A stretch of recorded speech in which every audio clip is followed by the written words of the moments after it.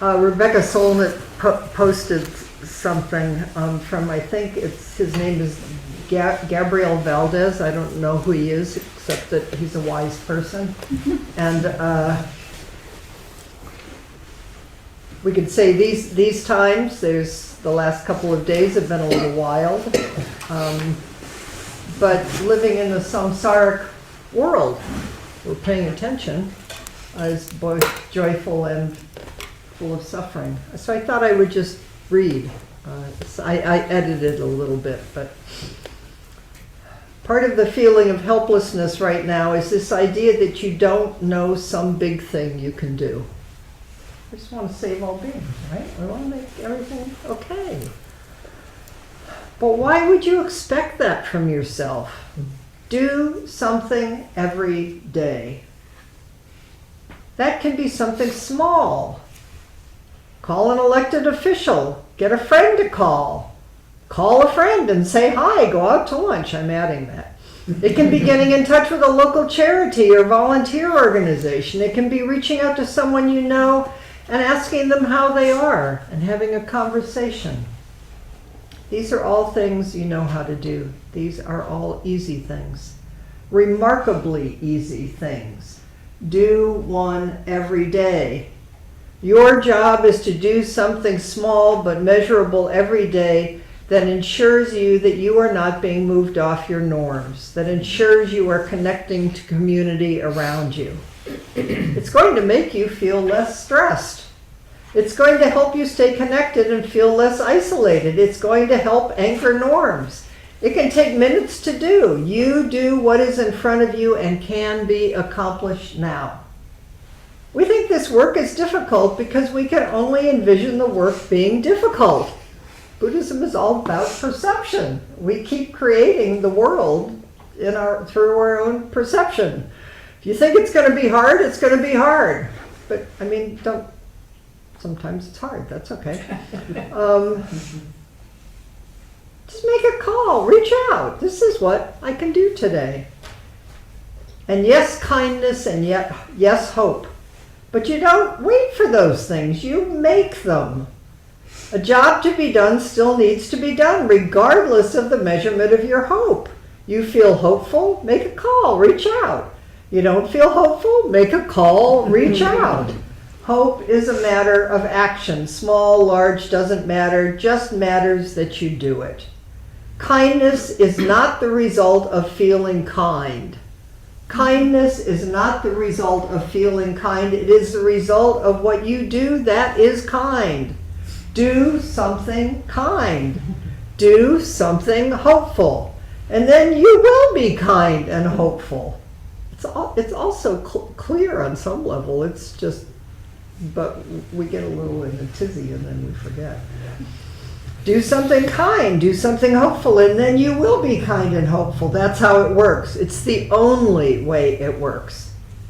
You can't identify what needs to be done next if you aren't doing the simple things that can be done now. None of us is ready, but we understand readiness in every other facet of life is the small steps that get us there. Readiness requires doing the things directly in front of you. That's the job of the moment. Things need to be done. Many of them are easy. Just do one every day. That feels to me like continuous practice. It feels like basic Buddhism, basic being a true human being.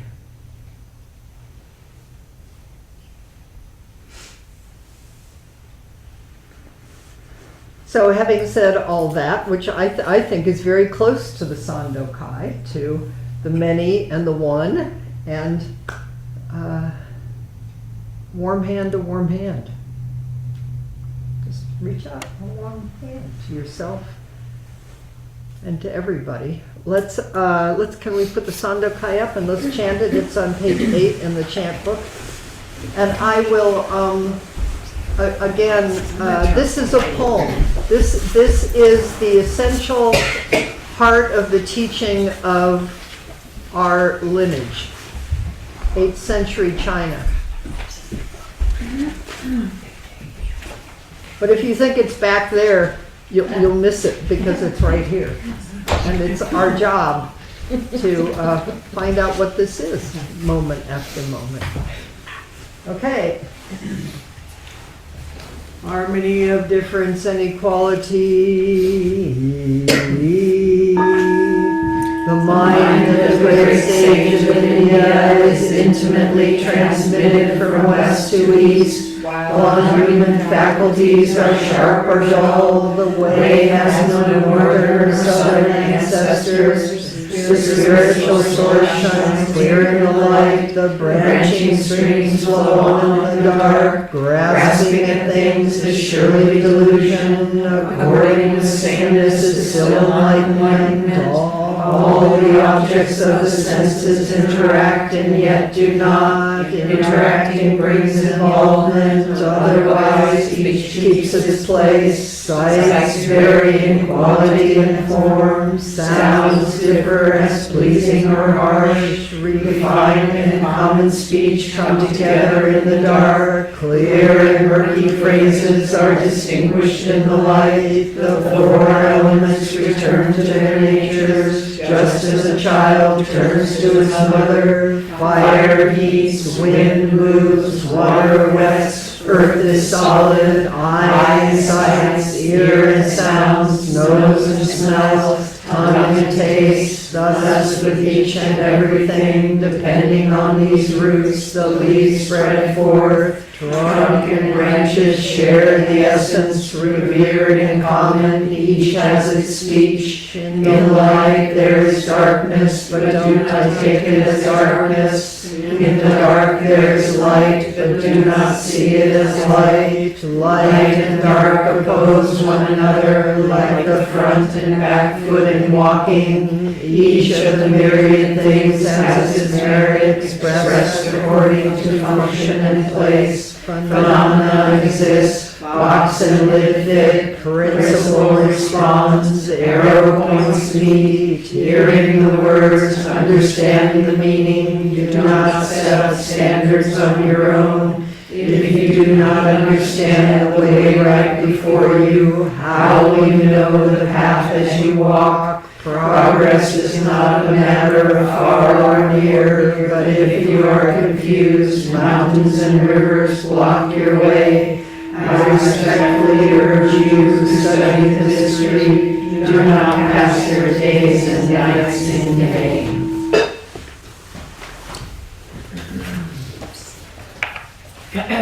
Did you get it? I'll bet you about doing the little things in there. I'll bet there was just a moment where some word shone forth and then goes on to something else. So we are tonight on, we're more or less following this commentary of Suzuki Roshi's talks he gave at Tassajara in 1970, Branching Streams Flow in the Darkness, and Talk 4, and we are really lucky that San Francisco Zen Center put together a video of Suzuki Roshi with some of his lecture from talk number 4. And we looked at it. We looked at half of it on Thursday. It's on the website, and we're going to look at the second half of it tonight. It's very sweet just to invite Suzuki Roshi. I mean, he's here, he's in the teachings, but to just see him and hear him is really sweet. So we'll get to that, but I'm going to say some things first of all. Or actually, I'm probably just going to quote him a lot, but I'll say a few things about that, and then we'll see where we are.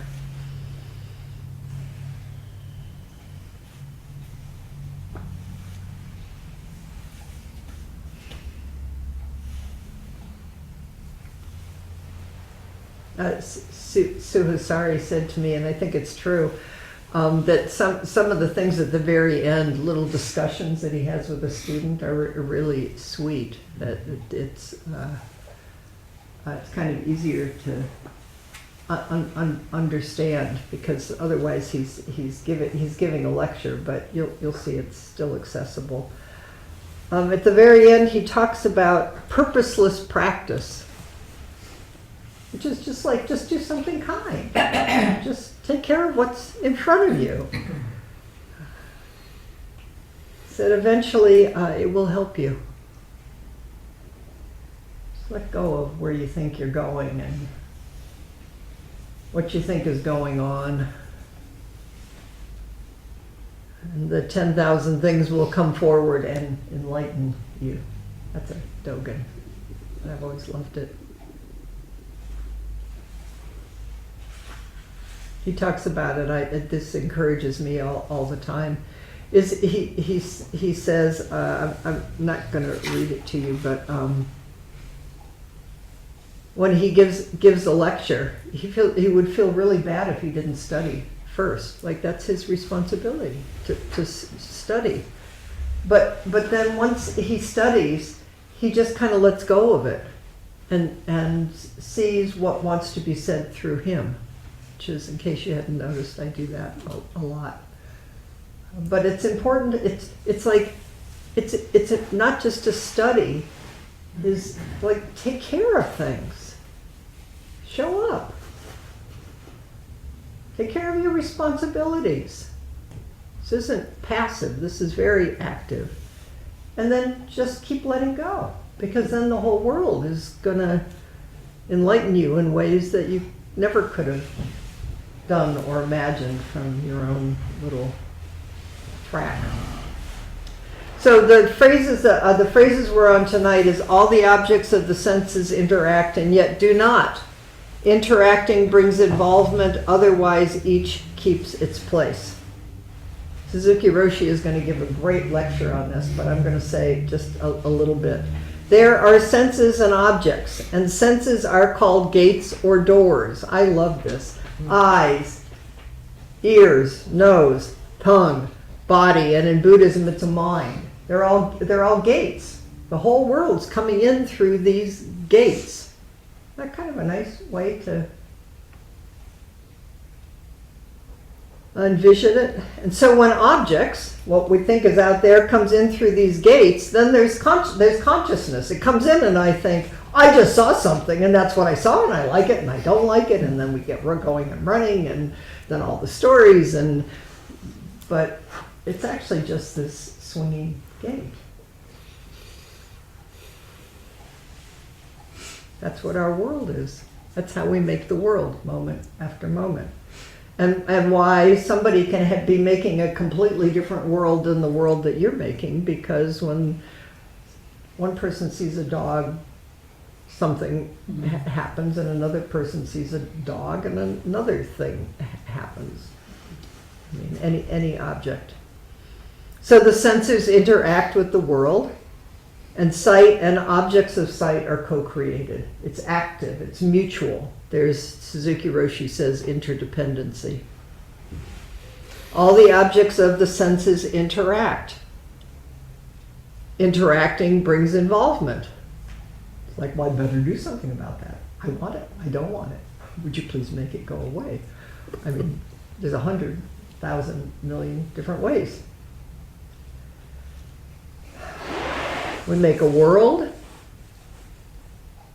We have a firm conviction that we're embedded in linear time, which we are and we aren't, that there's space, an identity, that there's problems, and that I'm a person. This whole thing is how we keep creating and recreating me, you. And yet, that's the world of San, of the many. In the world of Do, it's just the world appearing. There's no interaction or perception, no objects. They're not distinguished from each other, because it's actually, the truth of it is it's just happening so fast that we couldn't even begin to put it together in the ways that we keep trying to grasp it and put it together, and this happened and that happened. And do you ever had that sense of, where suddenly time and space get wide open and you realize how small you're making the world, how much you're tucking it into your own little views and agendas, but it's like, I mean, Thich Nhat Hanh does this. Did you call that a rug? I mean, it's a rug. But the 100 million thousand things that came to create this rug or any person or this moment,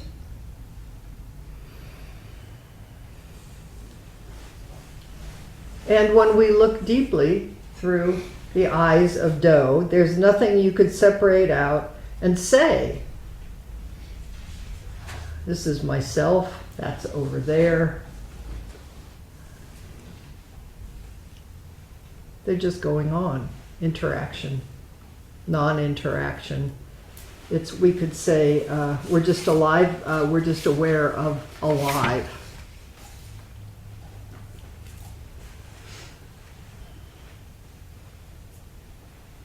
I have all these things I really like that I want to tell you, but I also want to give you time for all of, but I wanted to do this for Constance and for the Doans. Maybe you already saw it. It's a beautiful, because we just did a one-day sitting and people are really getting into the bells and all of it.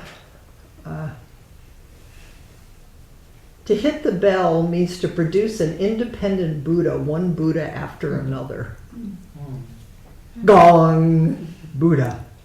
One independent Buddha appears. Gong! Another independent Buddha appears.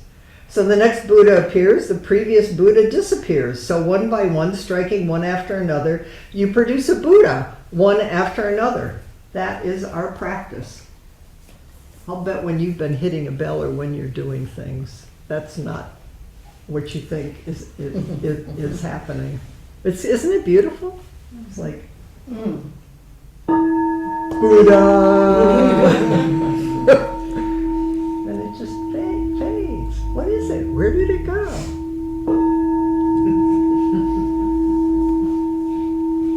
You could take that with anything, with an axe. You know, it's like chopping wood, cutting carrots.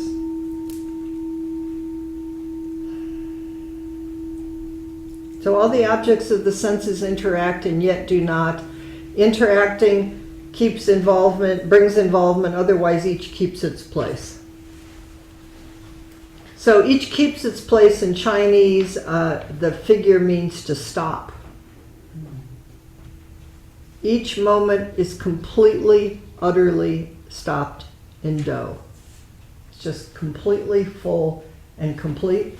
The bell, hitting the bell is completely full and complete, and the next bell is completely full and complete. And however you struck it or whatever you think about it, that's it. Which means then you can really be open for the next bell, and we can be touched by it. So Suzuki Roshi says we have to understand things in two ways. One way is to understand things as interrelated. The other is to understand ourselves as quite independent from everything. Everything is completely interrelated and interdependent and independent. When we include everything as ourselves, we are completely independent because there is nothing to compare ourselves to. It's all just, we're just alive in this sea ocean of being.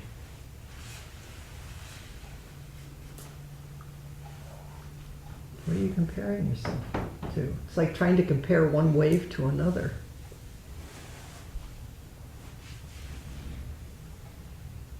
And because there is nothing to compare yourself to, this is absolute independence. It's just each moment is completely free and liberated. And then, which means each moment it is creating and being created by 100,000 million things across time and space.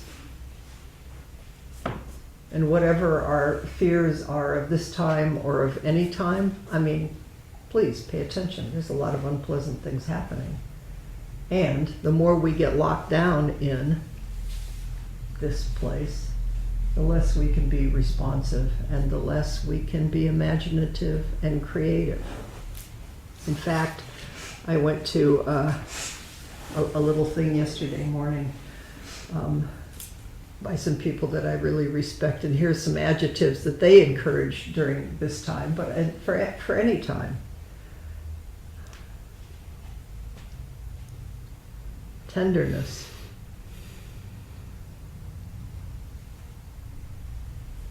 Backward step. Tenderness. Surprise yourself. Be fully human. Play. Silliness. Laugh. Meet with people in person, not just online. Although online is, I'm really glad you're all here. But in person is different, you know? It's like call up a friend and go have tea or go for a walk. Imagination. Every time asks that of us. And it's our job. That's what Buddhists do. The pure source, imagination, love, kindness. Interdependency is nothing but each being and each moment. Suzuki Roshi says there is no truth that is different from what each being is. Each being is itself truth. If you're doubting that, I can understand why. But keep taking a breath and looking again. And again. I remember reading someplace, I'm going to stop in a minute so we can watch Suzuki Roshi, is that we as human beings, because we see in dualities, we see oneness and we see many. You know, it's like I can conceive of the source and that there's one and everything's great, but to hold simultaneously that there's also a world of many, and the particular of each thing is in a certain way. We switch back and forth between eyes. I just think we get better at it, and so you don't get so caught in it. But the definition of a Buddha is that a Buddha can see the two simultaneously. That's Buddha eyes. That's the Dharma eye.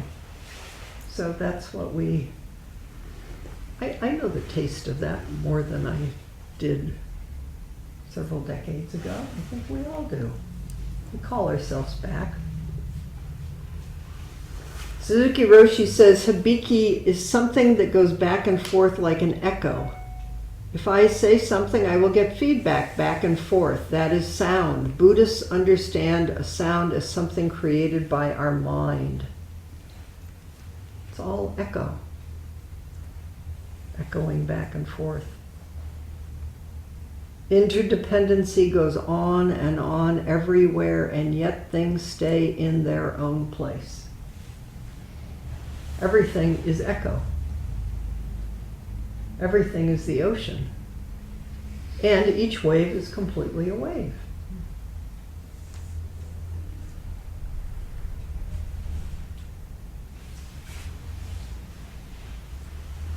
Suzuki Roshi says, our path is entirely one of feeling.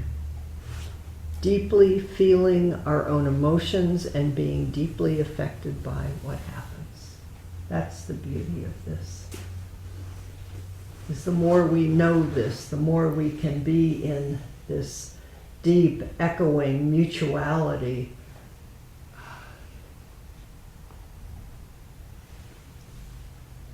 I'm often surprised how quickly I can go from some kind of hardened place.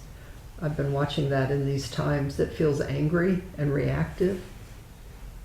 And if I can stay with it, what's underneath it is an incredible sense of grief and sadness and love and compassion. It's just then my little self doesn't know what to do with that. It's way easier to be angry. That's my experience. What happens when it gets soft and tender? What do we do then? Suzuki Roshi says we practice our way with things as they naturally occur, going with people, suffering with them, helping to relieve their suffering, and encouraging them to go on and on. The most important thing is keeping tolerance, love, open-mindedness, and open-heartedness at the fore. These values are more important than any kind of moral rules.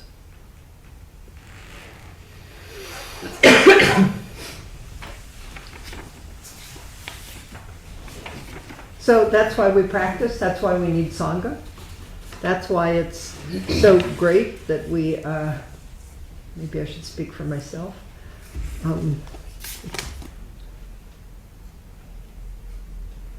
Fundamentally so self-centered. I mean, my great reference point is me, you know? It's just that. And the whole world is right here. That's the practice we're all waking up to, because we can see out there and in here, in this swinging gate, is this this subject object duality hardening is just suffering. It's just suffering.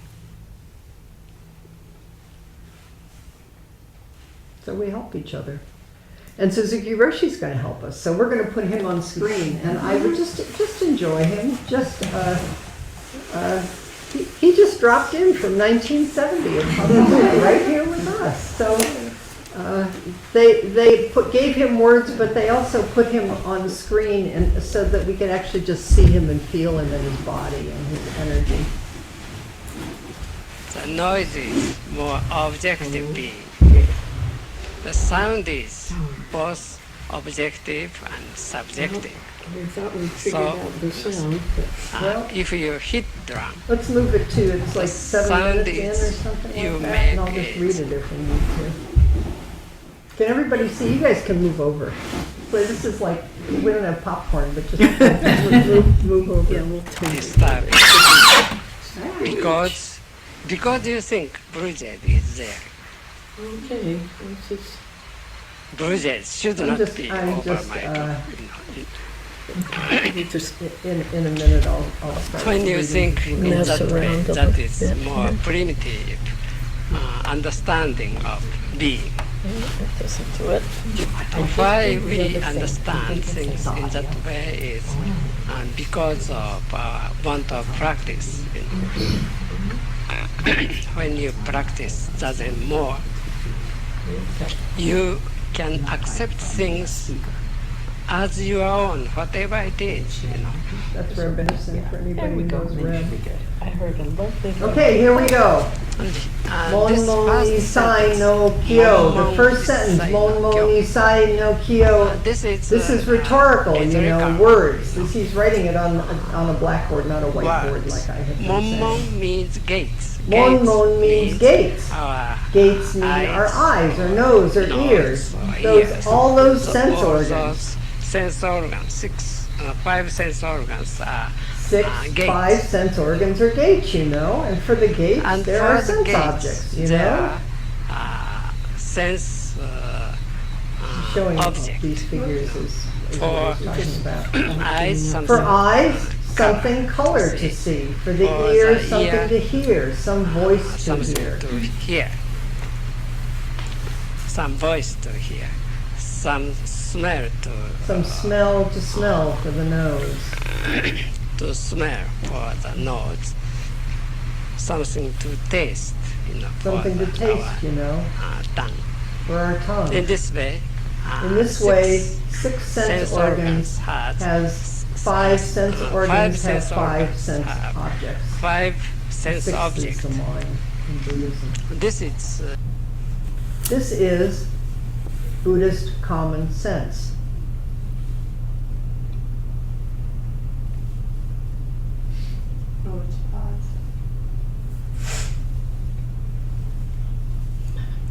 you know, our Buddhist common sense, you know.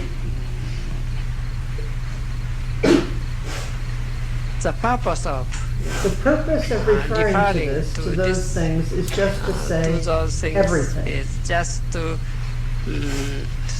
say everything.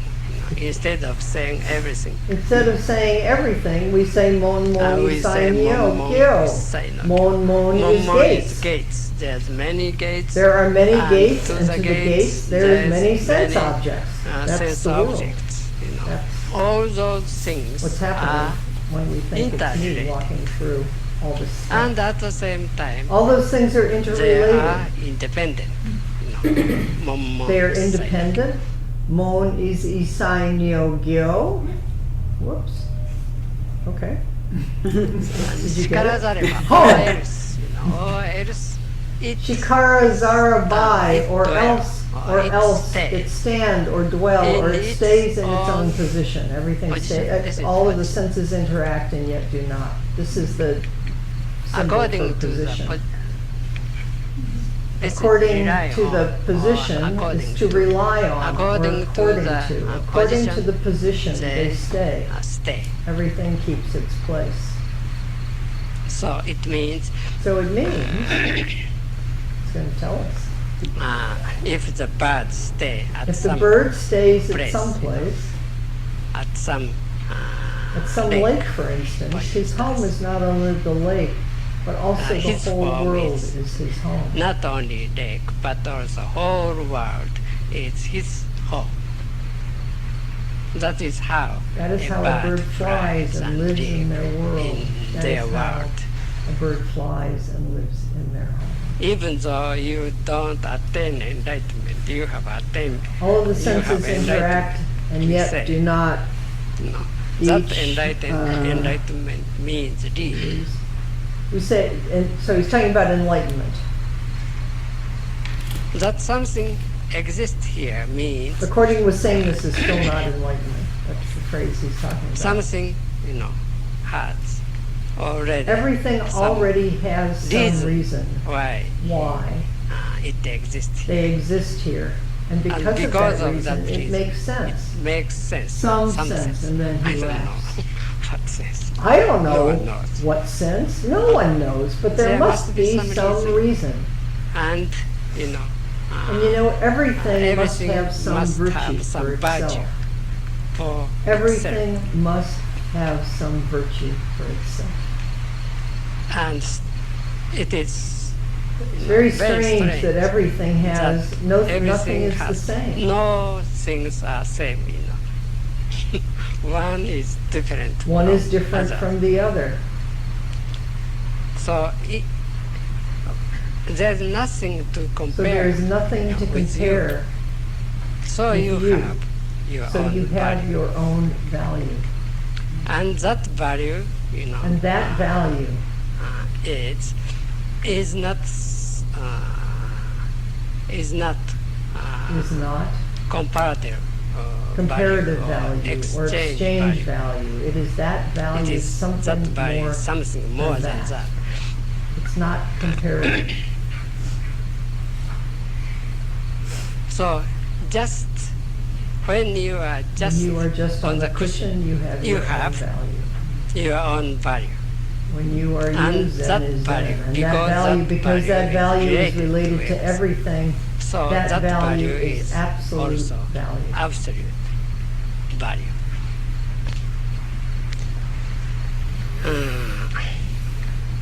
So maybe better Maybe not better to not say to say too much. too much.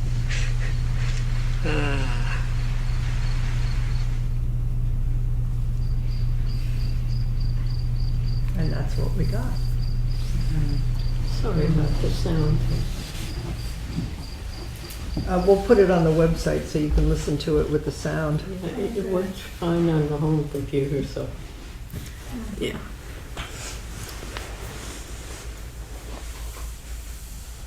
So I'm going to suggest in the time that we have, and you can talk about any of this.